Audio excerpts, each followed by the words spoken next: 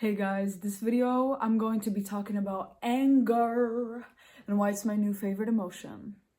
So let's start at the beginning. I was always taught to be very nice, to always endure and smile and swallow my pain and always do what I'm told. I was always told to listen because what do I know? And I need to do as I'm told, even when it feels wrong, when I don't agree with it, or even when it fucking hurts. This is just what it means to be a good person. This is just what it means to be a part of humanity. This is just what it means to be a part of this world. This is just the way life is. And I believed it for a while. A part of me believed it, a part of me never did.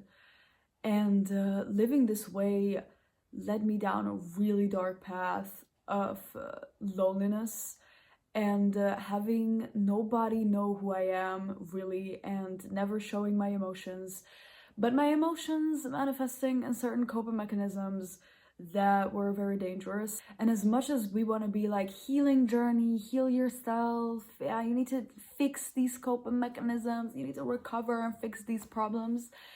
Actually, I believe that any sort of mental illness that I've ever had was there simply because I didn't express myself, and because all of the anger that was within me, all of my purpose that was within me, because anger and purpose is the same thing, all right? And I'm not talking about resentment, I'm not talking about hate, jealousy, none of those emotions. I'm talking about just that fire, that physical fire that arises when something hurts what we deeply love and care about, all right? Anger is a reflection of love. It is a reflection of our values. It is a reflection of what is important to us. But before that, I just want to say my healing journey was never about healing. It was about unlearning the shame that made me suppress my anger and made me shy away from my power and my purpose that comes from that authentic expression of pain and that authentic expression of anger. The opposite of depression is not happiness, it is creation. And that is so fucking true, but this is such a deep thing. And I'm gonna get into this deeper later in the video. You know what? No, I wanna get into this. All right, so depression. So, for example, they say depression is repression. Depression is the opposite of creation, not happiness. This is so deep. This is so deep on so many levels. Because first of all, what is creativity? It is power. It is divine power. That is what it means in my eyes when people say God made us in his image. I'm not Christian, but to me, that's what it means. It means we possess the same creative power that the divine does. Creativity is the divine seed within us. It is the very essence of God within us, creativity. And creativity always comes from our pain, from being able to experience our pain and express it, because it is through what we pursue our values. It is what through we protect what we love. Because, for example, pain gives you purpose because it shows you contrast. It shows you what you're not okay with. For example, if you come from a family where there was a lot of the dynamic of abuse of power, for example, you had a narcissistic parent, it's like the anger that you feel from that abuse, the anger that you feel from that shows you that you value the opposite, that you value compassion, that you value responsible leadership, you value unconditional love, and you value freedom. That's what that anger shows you. And to pursue that freedom, to pursue that love, to pursue that being there for your inner child and the people that you love, that anger towards what happened to you is there to fuel you, and it is there to serve that divine purpose of showing you. It's like our moral compass, because again, what is our morals? It is our values. It is what we value. For example, my morals is like authenticity, honesty. Honesty is my main value. I try my best to never lie. Not gonna lie, sometimes I mess up, but like it is still my main value. And you know why? Because I was told to be a liar. I was raised to be a liar. I was raised to always act like I'm okay with things and always act like like I respect things that I never really respected, because respect is not a choice. Respect is a natural response to something that inspires you. And I'm not talking about respect when it comes to respecting someone's boundaries. I'm talking about looking up to someone and wanting to follow them. All right, I'm talking about the respect of leadership. Yeah, the reason I value honesty so much is that lies have hurt me and put me down my whole life. There's no other way to value something but to experience the opposite, because even if you value it in your mind, you're not going to feel the importance of it if you have not experienced the contrast. That is why people who come from nothing, a lot of the times, are so grateful for what they have, because they know what it's like to not have that. This is our moral compass. Purpose and anger shows us where our morals are, it shows us where our values are, and it is that intuition through which we move through life.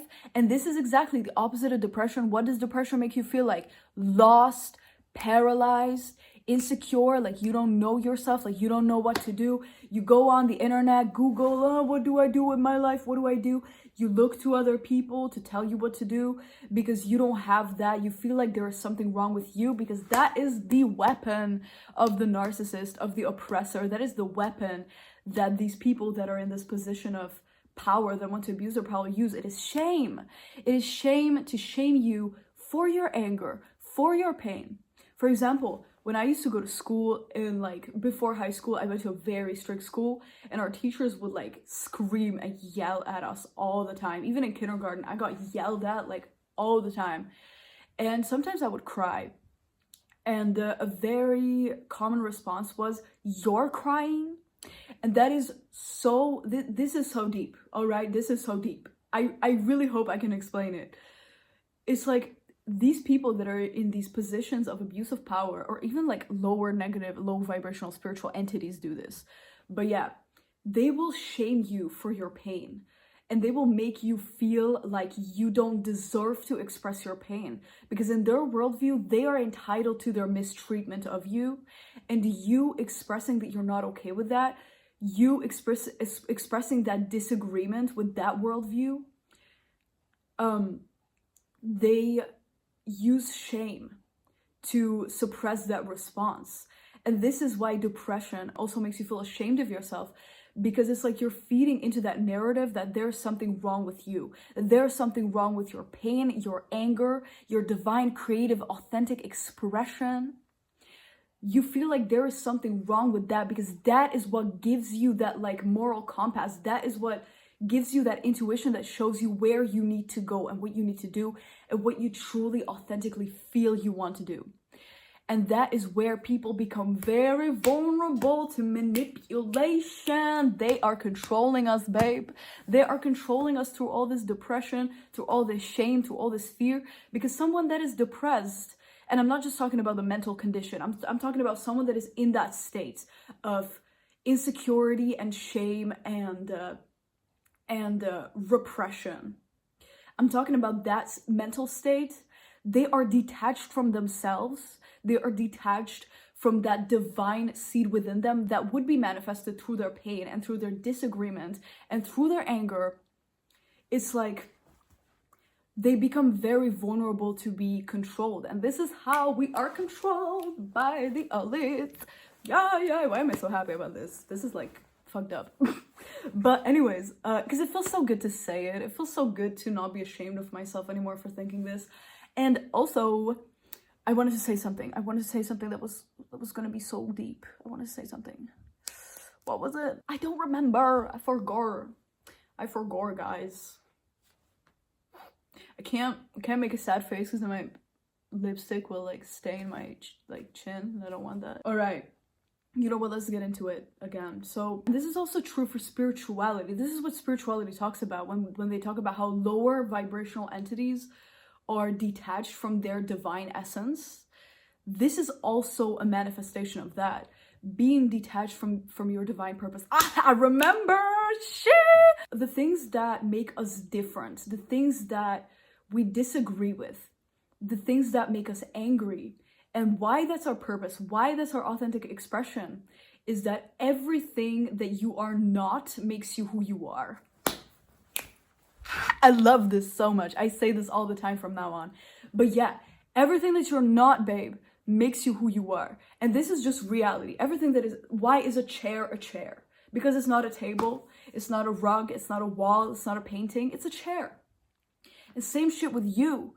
The contrast is what makes you who you are. Experiencing the contrast is what makes you value what you love. And it's like everything that you're not. And what are the things that you're not? They're the things that make you deeply angry. They're the things that hurt you. They're the things that don't feel aligned with you. They're the things that just feel wrong and don't feel right. Those are the things that make you who you are, because they also make you who you're not. Shit, that's so cool. I'm so happy about this. Let me get some water, actually. I follow this spiritual content creator.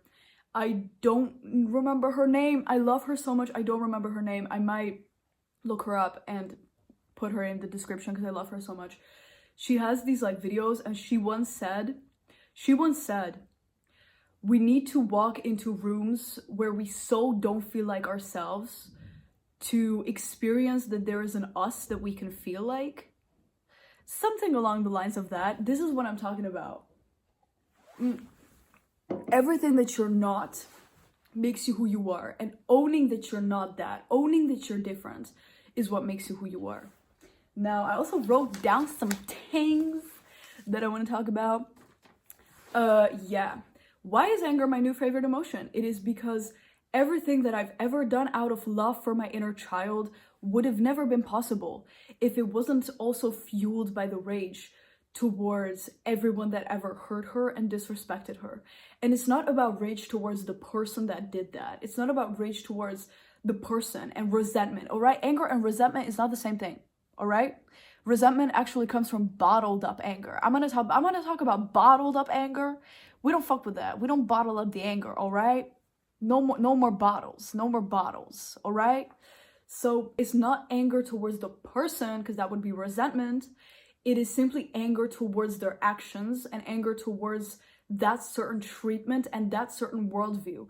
It is that disagreement. It is that, like disagreeing with that worldview where someone is entitled to their mistreatment of you.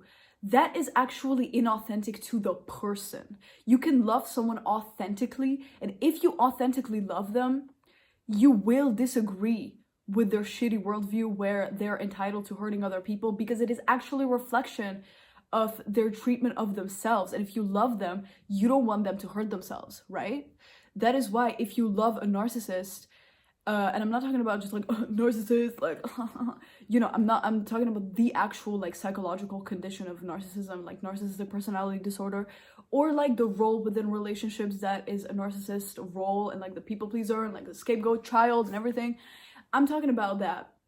If you love a narcissist, if you unconditionally love them, you're not gonna let them do this to themselves and the people that they love. A narcissist hates themselves. And their anger is that bottled up anger that they cannot control. And because they feel out of control with their own rage, because they've bottled it up so much, it ends up exploding randomly. That is why they create this worldview where they tell themselves that you are bad, and tell themselves that you deserve them mistreating you, and they are entitled to mistreating you because they feel like they can't stop, because they lost control over their bottled up rage. But I'm gonna talk about bottled up rage a little bit later. I love talking about this. Oh my god. This is so crazy. I've been so depressed. You see my last video? I was down bad in my last video. Oh my god. And I'm so happy now. And see, it's the rage, it's the anger.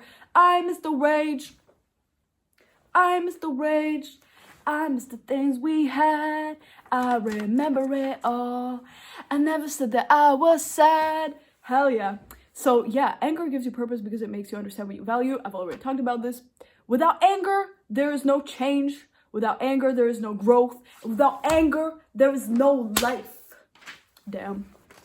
Do you think any revolution that gave us our rights, especially me as a woman, do you think any revolution that gave me my right to speak to you right now, that gave me my right to be educated, that gave me my right to vote, that gave me my right to not slave away at the hands of an abusive man, Do you think any of these changes, these revolutions that gave us our rights, that gave us our freedom, and that gave us this quality of life, even if it's not perfect, it used to be worse. So it's like, you know, do you think any of that would have happened if it wasn't for the anger of the people? If they just went out to protest and they were like, could we stop? Could we stop? Do you think the song by Ethel Cain, Ptolemaea, would have so many listens if she went that part where she screams stop and there's like the ecstasy, that moment of that rage finally accepting and coming up? I love it so much. Oh my god, so deep, so deep. It represents so much to me, that song. The whole album represents so much to me. But anyways, do you think if she just said stop, she just said stop, do you think anybody would listen to that song? No.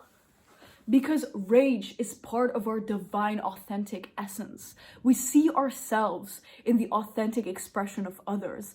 And that is also true for the authentic expression of anger of others. It is through which we experience divine connection and sense of belonging. Because again, common values, rage making us understand what we value, it makes us belong to something bigger than ourselves.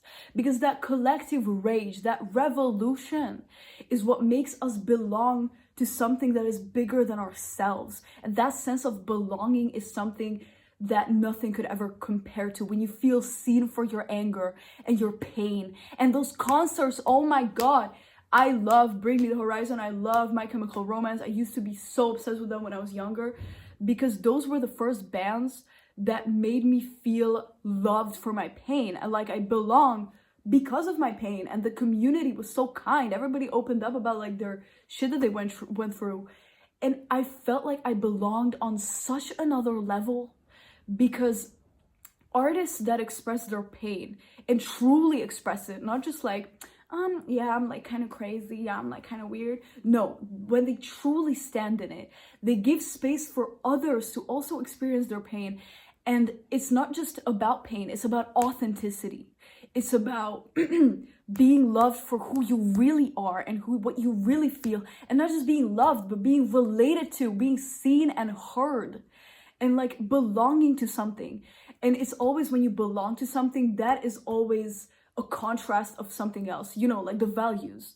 Being part of something of value is also fighting against what makes you all angry. And it's so beautiful. And I think this is why religion is kind of dangerous, because it kind of gives people that sense of values and something to fight against. And this is such a deep need for us to belong to something bigger than ourselves, that is also a contrast of something that we don't like. It is so deep, this desire within us, that it can be easily fucked with, and people can give you a false sense of belonging through yeah, just follow your authenticity, just follow your authentic expression of pain, just follow your authentic expression, and you're not going to be manipulated, I promise, if you just follow your authenticity, because again, that gives you your moral compass of where to go. So yeah, please don't let people manipulate you through this, because this is how cults are made. Yeah, don't fuck with cults. Subscribe to my YouTube channel, by the way. Just kidding, my YouTube channel is not a cult. Or is it? No, it's not. When I put my music out, that's when the cult shit is gonna be happening. But no, this is not a cult, not a cult. Not a cult, it's a fan base. It's not a fan base. This is an audience. It's a community. All right? No bullshit. Yeah, the repression of rage benefits the oppressor. It's what keeps the fear alive, through which they seek to control and force their own will on the vulnerable. I said the essence of life is also described by rage. And you know what? I wrote some really fire shit about this. Wait. All right. So I wrote here, without anger, there is no change. Without anger, there is no growth. Without anger, there is no life. So we understand the first two, right? Because there is no change. Yeah, the revolutions, there is no political change. There is no global change. There is no not just global, but internal change. Also, there's no growth. Yeah, there's a like internal growth, not letting people fuck with your inner child anymore. But what does it mean that without anger, there's no life? All right, this is a fun one. This is a fun one. I lost it again. Okay, no, it's here. Rage is represented by the Aries, which is the first sign of the zodiac, also happening to be a symbol of birth, purification, power, authenticity, and revolution.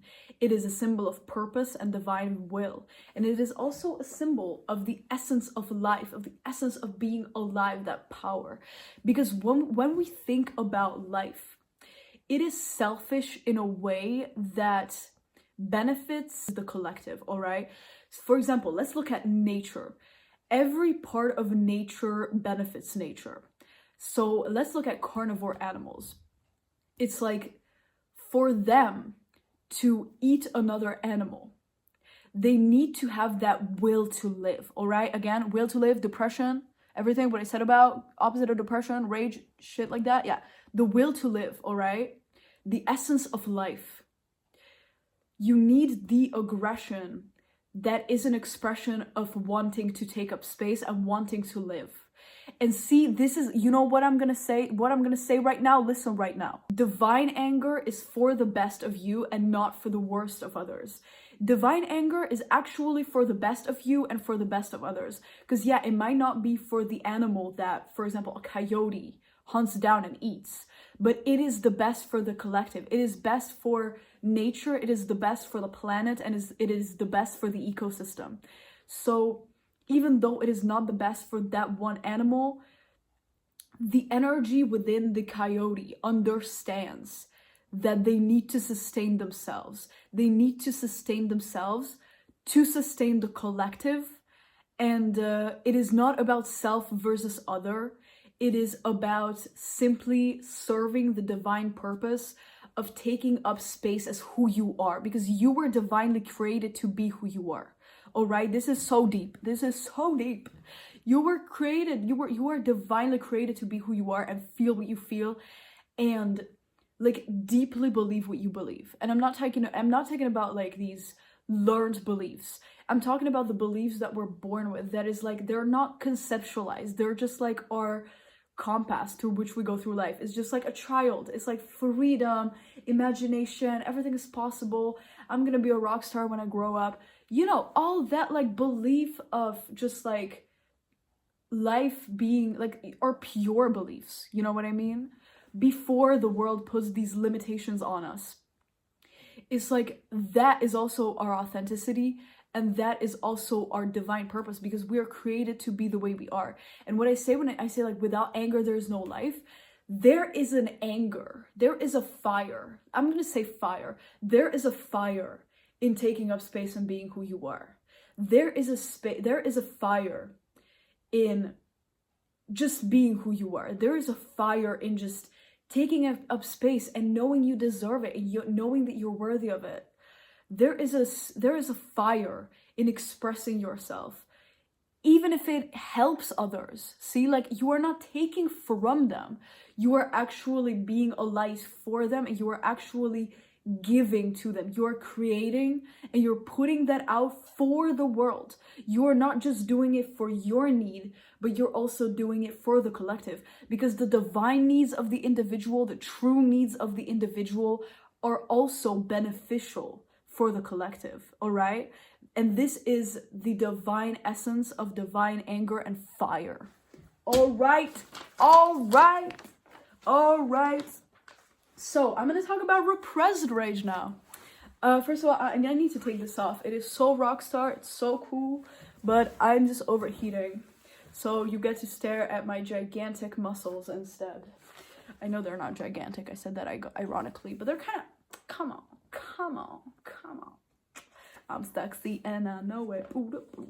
Okay, no. Let's focus. Let's focus. Like the Dwayne "The Rock" Johnson. I do not have enough storage to be making these jokes. Yeah. It is the repression of one's authentic desire and rebellion that leads to aggression, war, and abuse.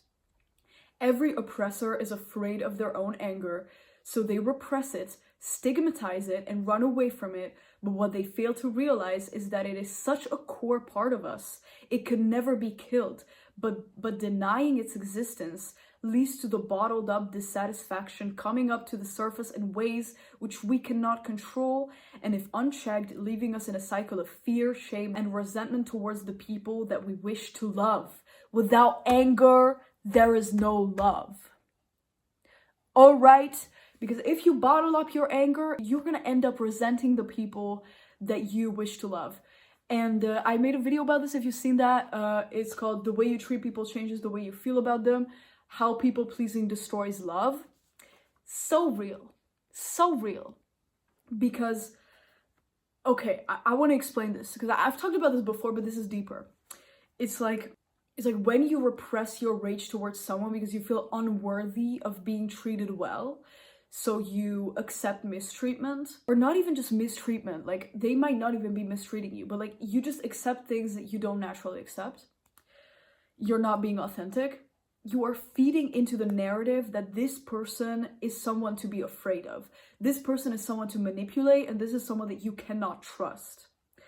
And if you keep doing that, your brain and your mind will create a very like demonized image of this person that might not even want to do any bad, but like because you bottle up your anger, it leads to resentment.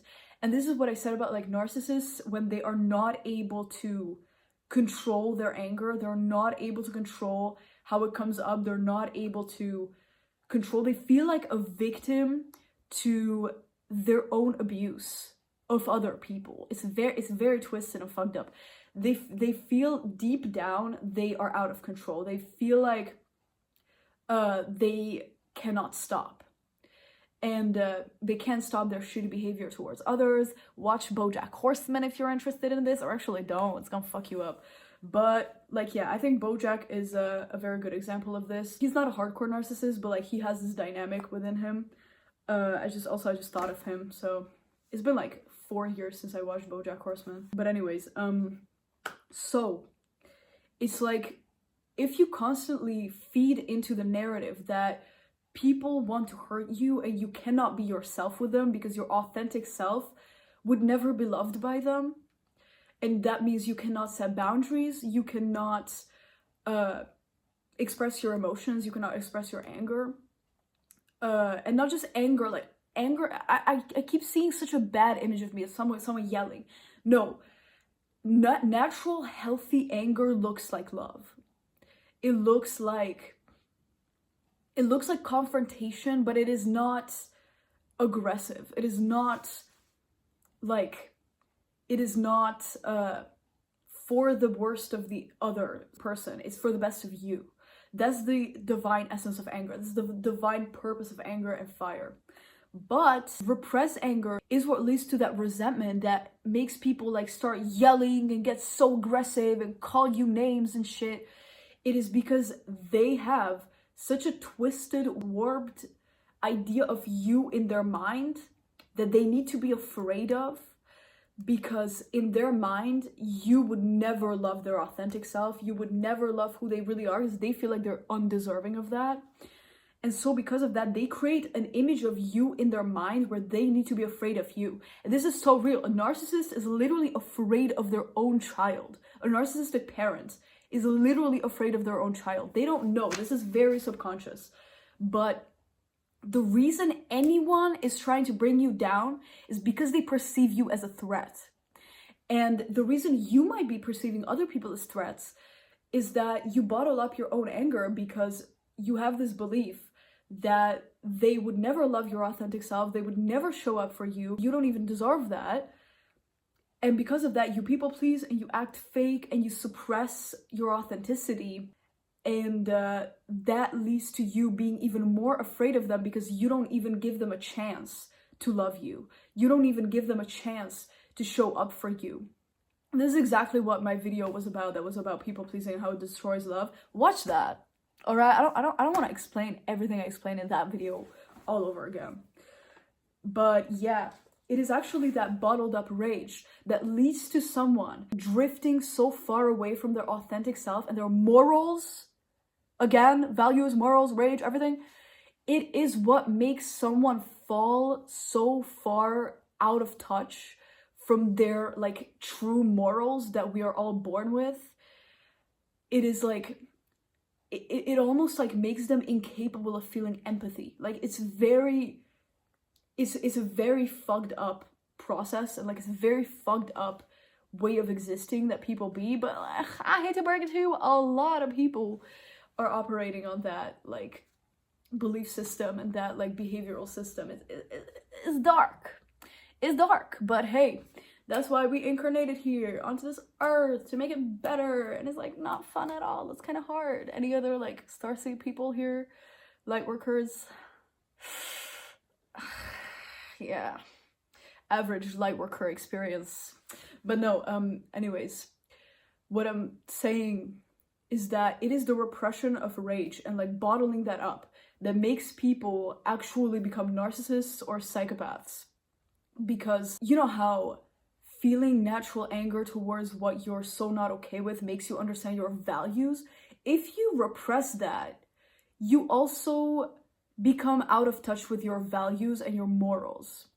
And this is how a narcissist is able to convince themselves that, for example, child abuse is okay. Because they feel, you know how what I said, like they feel out of control, and they're just going to convince themselves that their child deserves that and that they are entitled to that mistreatment. If you are grounded in your values and your morals, you would never be able to convince yourself of that. But someone that becomes a narcissist is so out of touch with their authenticity and their own natural fire that like this bottled up fire ends up coming up in these very destructive ways. And yeah, because they're so ungrounded. They're so ungrounded in their authenticity and in their morals. They're so far away from it. They are able to live in this like complete delusion. Being a narcissist is a very scary experience. I've had narcissistic tendencies because like every people pleaser has narcissistic tendencies, because it is actually the same dynamic. Because a people pleaser and a narcissist, their idea of love, that it is driven by fear. And every people pleaser will be a narcissist in certain dynamics, and every narcissist is a people pleaser in certain dynamics. That is why I don't like to be like, oh, a narcissist, a people pleaser. Because I even think people with like NPD, narcissistic personality disorder, they were either people pleaser once, or they are people pleaser to certain people, or like in certain dynamics, or certain like maybe parental figures in their mind. And it's because both a people pleaser and a narcissist's view of love is that love is driven by fear. Because what is this whole bullshit? What does this world operate based on?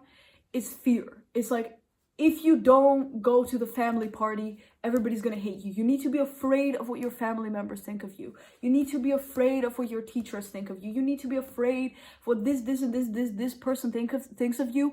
And that is why you need to be nice to them. That is why you need to show them love. Disgusting. That is so inauthentic. I would rather have you hate me and bash me than to show me that fake love. I hate fake love. But I know what it's like. I don't want to be like, I judge it, because I know what it's like to be in that space. It's very dark. It's very scary. It's very depressing. But I don't want you to love me. I don't want you to love me if you don't love me. I don't want you to love me if you don't love me. Alright? I think actually that's it for this video. Maybe I'm gonna read this. Maybe there's something else I wanted to say. Yeah, I also wrote down something that I think is really beautiful, is that I believe emotions are weapons of sacred warriorship, and they are to be used fearlessly and with love. Love that. Love that. Authentic desire is something so sacred, is the very essence of life gifted to us. Yeah, I also believe that. I don't believe that you're supposed to just observe and not absorb and just watch as everything you love is being destroyed. Like, no. The only reason we feel desire is that we love. And there are also, there are fear-based desires and love-based desires. So it's like, of course, there's the desire to look perfect for everyone because you're afraid they don't love the real you.